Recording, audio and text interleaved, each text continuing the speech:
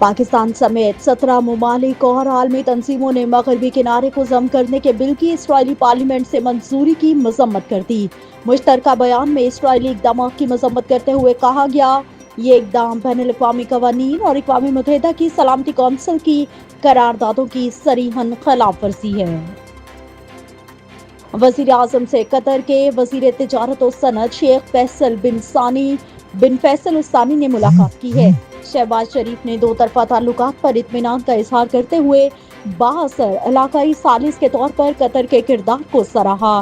قطری وزیر شیخ فیصل بن ثانی پاکستان قطر مشترکہ وزارتی کمیشن کے 6 اجلاس کی شریک صدارت کے لیے پاکستان کا دورہ کر رہے ہیں۔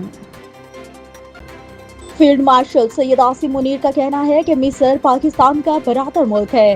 دونوں ممالک کے مابین تعاون سے دونوں ممالک کے عوام مستفید ہوں گے۔ دو طرفہ تعاون سے علاقائی امن اور استحکام میں بھی مدد ملے گی۔ پاکستان نے افغانستان میں خوارج کی موجودگی کے خلاف مؤثر اقدامات کیے ہیں۔ D G I S P R lieutenant general Ahmed Sharif Chaudhry کا کہنا ہے، آئندہ بھی پاک فوج پر ہر دشمن کی جارحیت کے خلاف سیسا پلائے دیوار ثابت ہوگی۔ وفاقی کابینہ نے ٹی ایل پی پر پابندی کی منظوری دے دی۔ کابینہ کی منظوری کے بعد وزارت داخلہ کو مزید کارروائی کے لیے احکامات جاری کر دیے گئے۔ پنجاب حکومت نے پابندی کی سفارش کی تھی۔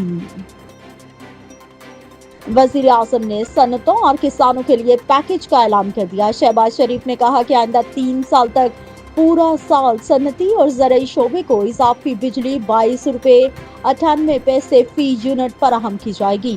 صنعتوں اور کسانوں کو نومبر 2025 سے اکتوبر 2028 تک رعایتی قیمت پر اضافی بجلی دی جائے گی۔ سعودی عرب میں مفتی اعظم کا تقرر کر دیا گیا۔ خادم الحرمین شریفین شاہ سلمان بن عبدالعزیز نے ولی عہد شہزادہ محمد بن سلمان کی تجویز پر شیخ صالح ال فوزان کو سعودی عرب کا مفتی اعظم تعینات کر دیا۔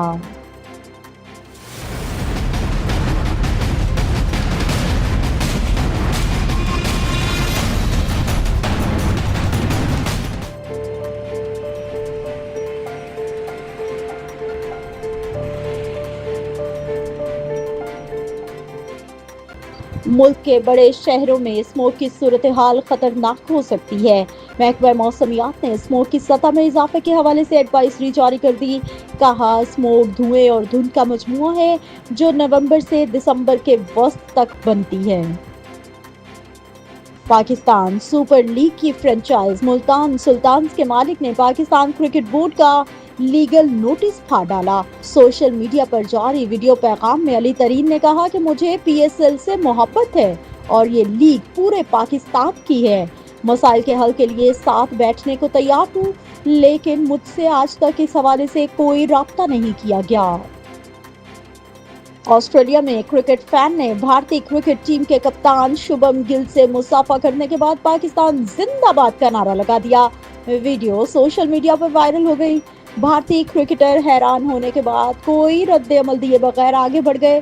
سوشل میڈیا پر شائقین کو بحث کے لیے نیا موضوع مل گیا۔